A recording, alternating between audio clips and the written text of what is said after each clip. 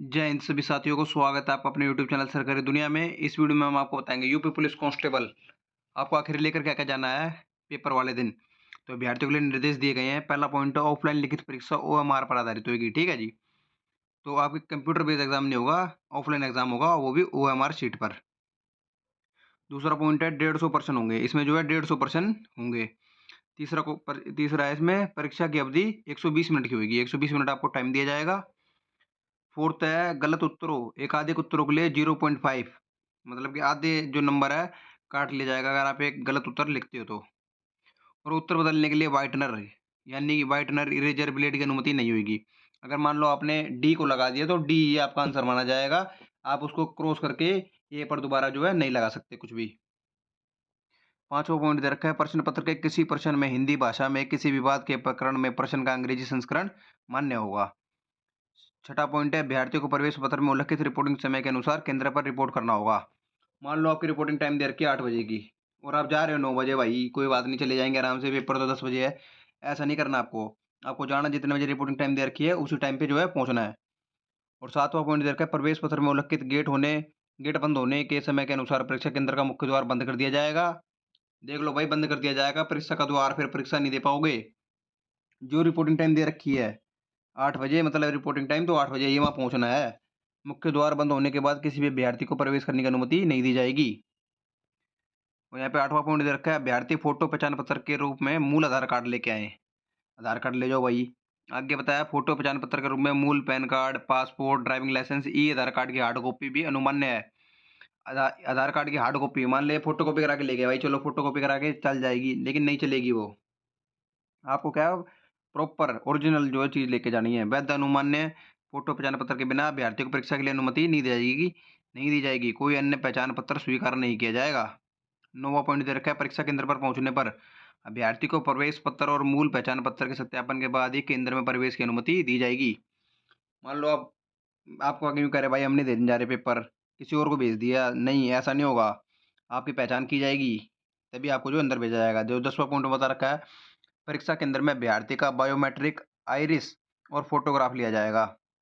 Biometric यानी कि thumb वगैरह और जो है फोटोग्राफ वगैरह लिया जाएगा। उसके बाद जी 11वां पॉइंट आपका जो बता रखा है इसमें पहचान पत्र से मेल ना होने पर अभ्यर्थी को परीक्षा में बैठने की अनुमति नहीं जाएगी। तो जो अपना आधार कार्ड वगैरह जो भी लेके जाओ भाई, ऐसा लेके जाना जिसमें आपकी फोटो मैच हो जाए। ये नहीं कि भाई बचपन वाला आधार कार्ड लेके चल दिए, ऐसा नहीं करना बिल्कुल भी आपको। जिसमें फोटो मैच हो जाए ऐसे ही आधार कार्ड, पैन कार्ड कुछ भी जो है लेके जाना है आपको। 12वां पॉइंट बता रखा है परीक्षा समाप्त होने तक किसी भी अभ्यर्थी को परीक्षा कक्ष से बाहर जाने की अनुमति नहीं दी जाएगी। मान लो पेपर 11 बजे शुरू हुआ है तो जब तक पेपर खत्म नहीं हो जाएगा 2 घंटे तक आपको वहीं रहना है, कहीं भी जाने की अनुमति नहीं मिलेगी। अपना पानी पीना है, टॉयलेट जाना है, पहले ही चले जाना।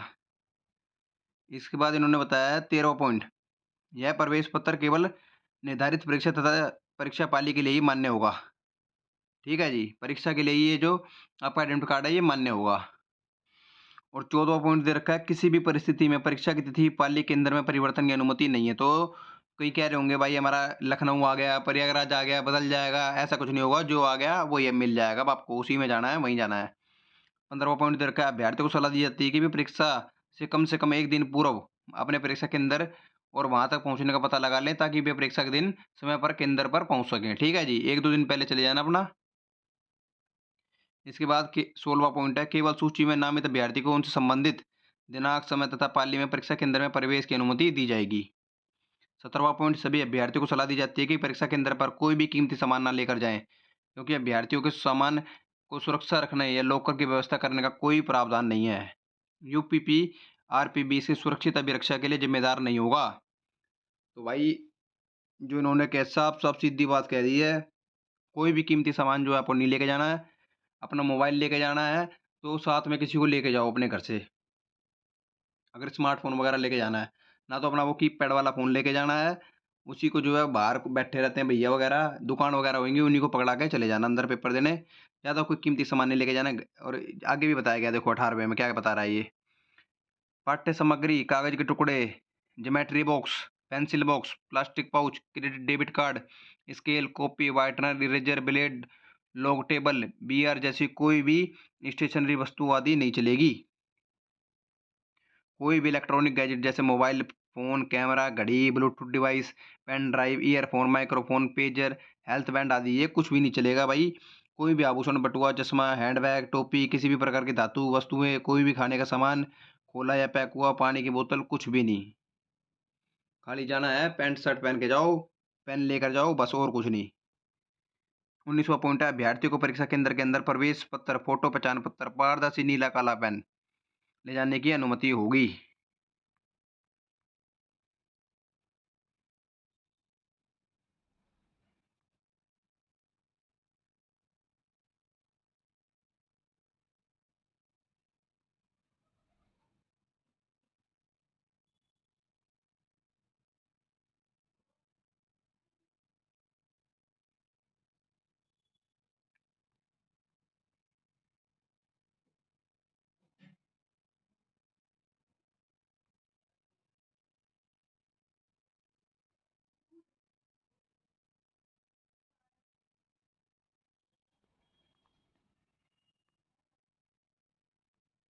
इसके बाद जो अगला पॉइंट बता रखा है इसमें 21वां पॉइंट, परीक्षा के दौरान अभ्यर्थियों को पूरी तरह शांति बनाए रखनी होगी। अभ्यर्थियों को एक दूसरे से किसी भी प्रकार का लेन-देन अथवा बातचीत की अनुमति नहीं होगी। बीच में वीडियो जो रुकी थी, उसके लिए माफ़ी चाहूँगा। ठीक है जी। इसके बाद जो है 22वां पॉइंट है, ओएमआर उत्तर पुस्तिका को भरने के बारे में निर्देश बोर्ड की वेबसाइट पर लिखित परीक्षा की प्रक्रिया में उपलब्ध है।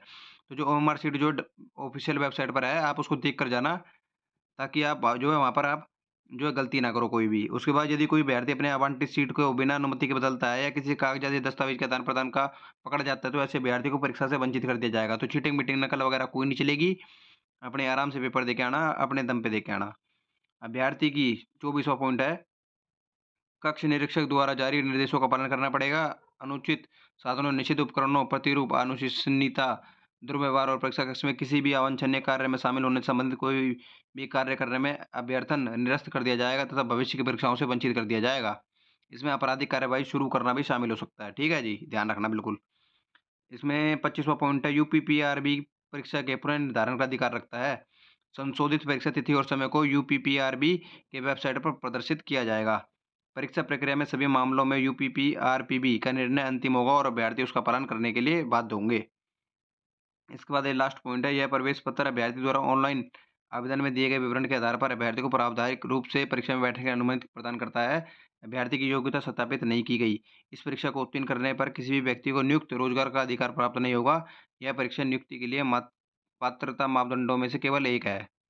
इसके बाद सबसे मोस्ट इम्पोर्टेंट लाइन नीचे लिखी हुई है जी, दलालों और नौकरी रैकेट चलाने वालों से सावधान रहना है। केवल योग्यता ही आपको उत्तर प्रदेश पुलिस की नौकरी दिला सकती है। जय हिंद।